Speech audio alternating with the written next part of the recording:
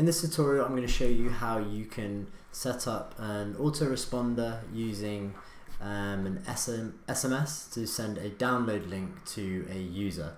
And the reason I've set this up is because I was building an application through Glide apps, and we wanted to be able to have users download the app onto their phone without having to download the app from the App Store, which means having a pro account. And it just made it easier for them to download it on their phone so they can start using it straight away and get some feedback while we're building it. This tutorial will connect a website with a call to action to a type form, to Zapier, to Twilio, and then to your app.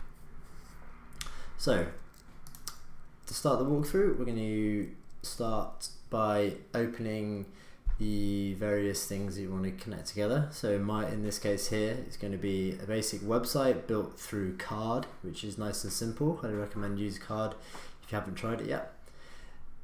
Glide, which is Glide apps. We're going to want to get the link to our app.